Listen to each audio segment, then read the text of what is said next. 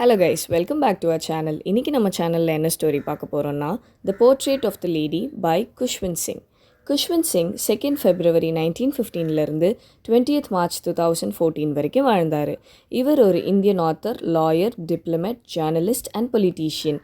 இவர் train to Pakistan அப்படின்ற நாவலை எழுதியிருக்காரு. அது ரொம்ப பெஸ்ட் நாவல்னு இந்த கதையில் கன்சிடர் பண்ணியிருக்காங்க. இவர் வாங்கின அவார்ட்ஸ் பத்மபூஷன், பத்ம விபூஷன். இந்த கதையில் பாட்டிக்கும் அவருக்கும் இருக்க அழகான ரிலேஷன்ஷிப்பை பற்றி அவர் சொல்லியிருப்பார். பாட்டியோட மெமரிஸையும் இந்த கதையில் சொல்லியிருப்பார். இந்த கதையோட சம்மரியை பார்க்கலாம். குஷ்வந்த் சிங்கோட பாட்டி ரொம்ப வயசானவங்க, முகத்தில் நிறைய சுருக்கங்கள் உள்ளவங்க. குஷ்வந்த் சிங் அவரோட 20 வருஷ ஜேர்னியில் அவரோட பாட்டி அவர் எப்படி பார்க்குறாருன்னா ரொம்ப வயதான தோற்றத்தில் தான் பார்க்குறாரு. ஆனால் அங்கே இருக்கிற பீப்புள்ஸ் எல்லாம் என்ன சொல்லுவாங்கன்னா, உங்கள் பாட்டி ரொம்ப அழகானவங்க, ரொம்ப யங்காக இருப்பாங்கன்னு சொல்லுவாங்க. ஆனால் அவரால் அதை நம்பவே முடியாது. ஏன்னா அவரோட சின்ன வயசுலேருந்தே அவரோட பாட்டியை அவர் யங்காக பார்த்ததே இல்லை. குஷ்வந்த் சிங்கோட தாத்தாவோட ஃபோட்டோ ட்ராயிங் ரூமில் ஹேங் பண்ணி வச்சுருப்பாங்க. அந்த ஃபோட்டோவை குஷ்வந்த் சிங் பார்ப்பார். அதில் அவரோட தாத்தா பிக் டர்பனை அவர் தலையில் போட்டிருப்பார். லூஸான க்ளோத்ஸ் தான் அவர் எப்பயுமே வேர் பண்ணுவார். அவரோட தாடி அவர் நெஞ்சுக்கிட்ட வரைக்கும் ரொம்ப லாங்காக இருக்கும். இந்த ஃபோட்டோவெல்லாம் பார்க்கும்போது குஷ்வந்த் சிங்க்கு என்ன தோணும்னா, இவருக்கு ஒரு 100 வயசு இருக்கும் போல் அப்படின்னு நினைப்பார். அதுக்கப்புறமா அவர் கிராண்ட் மதரையே அவர் டிஸ்கிரைப் பண்ண ஆரம்பிப்பார். குஷ்வந்த் சிங்கோட பாட்டி குள்ளமாக, குண்டா, கொஞ்சம் பெண்டான மாதிரி இருப்பாங்க. இந்த மாதிரி இருக்கிறதுனால அவங்களுக்கு நடக்கவே ரொம்ப கஷ்டமாக இருக்கும். கிராண்ட் மதரை பார்த்து அவர் என்ன சொல்கிறாருன்னா, அவங்க ரொம்ப அழகுலாம் இல்லை, ஆனால் என் கண்ணுக்கு அழகு தான் அப்படின்னு சொல்கிறாரு. அவங்க எப்போ நடந்தாலுமே ஒரு கையை அவங்க இடுப்புலையும் இன்னொரு கையில் ரோசரி பீட்ஸை வச்சுட்டு தான் நடப்பாங்க. அவங்களோட தலைமுடி சில்வர் கலரில் இருக்கும். அவங்களோட உதடுகள் எப்போவுமே முணுமுணுத்துக்கிட்டே இருக்கும். ஏன்னா அவங்க எப்போவுமே ப்ரேயர் பண்ணிக்கிட்டே இருப்பாங்க. இவர் என்ன மென்ஷன் பண்ணுறாருன்னா, நானும் என்னோட பாட்டியும் நல்ல ஃப்ரெண்டுன்னு சொல்லுவார். குஷ்வந்த் சிங்கோட பேரண்ட்ஸ் குஷ்வந்த் சிங்கை அவரோட பாட்டி வீட்டில் விட்டுட்டு அவங்க எல்லாரும் சிட்டிக்கு போயிடுவாங்க. இதனால் குஷ்வந்த் சிங் அவரோட பாட்டி கூட தான் இருப்பார். காலையில் எழுப்புறதுலேருந்து அவரை எழுப்பி ஸ்கூலுக்கு அனுப்புகிற வரைக்கும் எல்லாமே பாட்டி தான் செய்வாங்க. காலையில் எப்போவுமே பாட்டி மார்னிங் ப்ரேயர்ஸ் பண்ணுவாங்க. மார்னிங் ப்ரேயர்ஸ் பண்ணும்போது நிறைய பாட்டெல்லாம் பாடுவாங்க. குஷ்வந்த் சிங்க்கு அந்த பாட்டெல்லாம் கேட்க ரொம்ப பிடிக்கும். ஏன்னா அவங்களோட பாட்டியோட வாய்ஸ் ரொம்ப அழகாக இருக்கும். இந்த பர்பஸ்க்கு மட்டும்தான் அந்த பாட்டை கேட்பாரே தவிர அதையெல்லாம் மெமரைஸ் பண்ணி அதை கற்றுக்கணுன்ட்டு எப்போவுமே நினைக்க மாட்டார். கிராண்ட் மதர் குஷ்வந்த் சிங்கோட மார்னிங் பிரேக்ஃபாஸ்ட்டுக்காக சப்பாத்தி செய்வாங்க. அந்த சப்பாத்தியில் பட்டரை நல்லா அப்ளை பண்ணி கொஞ்சம் சர்க்கரையை அது மேலே தூவி விடுவாங்க. குஷ்வந்த் சிங்கோட உட்டன் ஸ்லேட்டை கிராண்ட் மதர் எப்போவுமே கழுவி வைப்பாங்க. அது கூட சாக்கு, இங்க் பாட்டு, ரெட் பென்னு, இது மூணுத்தையுமே அவங்க ஒரு பண்டில் மாதிரி பண்ணி குஷ்வந்த் சிங் கையில் கொடுப்பாங்க. எப்போவுமே குஷ்வந்த் சிங்கை ஸ்கூலுக்கு கொண்டு போய் விடுறதும் பாட்டி தான். கிராண்ட் மதர் அந்த ஊரில் இருக்கிற நாய்க்குட்டிகளுக்காக சப்பாத்தீஸை கொண்டு வருவாங்க. அந்த ஸ்கூல் பக்கத்திலே தான் அவங்க போகிற கோவிலும் இருக்கும்.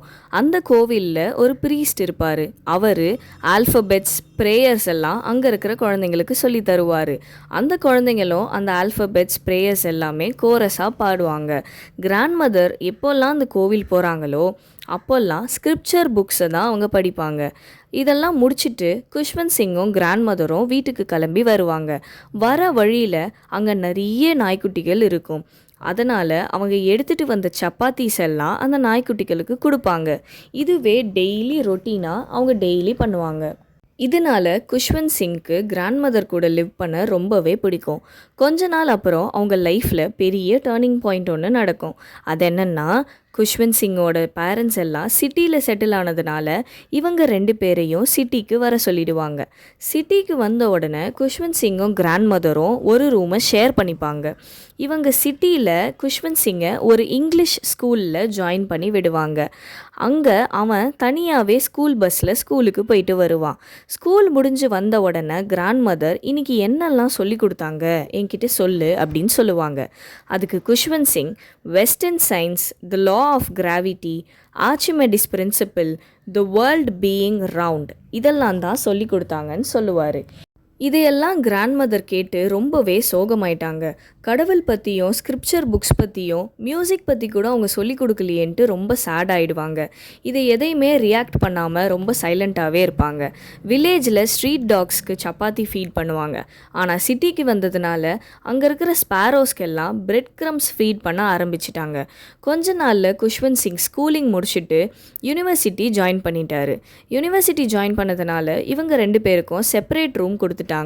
செப்பரேட் ரூம் கொடுத்ததுனால பாட்டிக்கும் குஷ்வந்த் சிங்க்கும் இருந்த ஃப்ரெண்ட்ஷிப் அங்கேயே ப்ரோக் ஆகிடுச்சு. இந்த சிச்சுவேஷனை பாட்டி அக்செப்ட் பண்ணிவிட்டு அதை மூவ் ஆன் பண்ணிக்கிட்டாங்க. கிராண்ட் மதர் எப்போவுமே அந்த வீலையே ஸ்பின் பண்ணிக்கிட்டே இருப்பாங்க. எல்லாருக்கிட்டேயும் பேசுகிறதையும் கம்மி பண்ணிட்டாங்க. கிராண்ட் மதர் கொஞ்ச நேரம் அந்த ஸ்பேரோஸ்க்கு ஃபீட் பண்ணுறதுனால அவங்க வாழ்க்கையிலே ஒரு ½ அன் ஹவர் நான் சந்தோஷமாக இருக்கேன் அப்படின்ற மாதிரி சொல்கிறாங்க.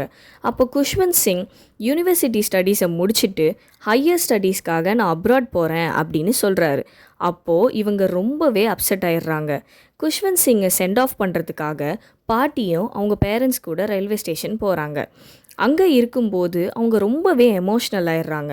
அவங்க உதடுகள் ப்ரேயர்ஸாலேயே மூவ் ஆகிட்டே இருக்குது. அவங்க மைண்டு ஃபுல்லாகவே ப்ரேயர்ஸாலேயே நிறைஞ்சிருக்கு.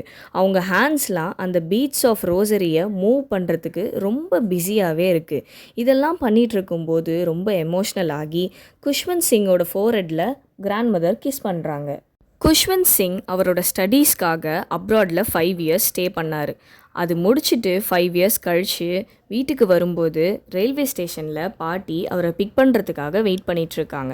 பாட்டியை பார்த்த உடனே அவருக்கு என்ன தோணுதுன்னா, 5 வருஷம் முன்னாடி நம்ம பாட்டி எப்படி இருந்தாங்களோ அதே தோற்றத்தோடு தான் இப்போவும் இருக்காங்க அப்படின்னு நினைப்பார்.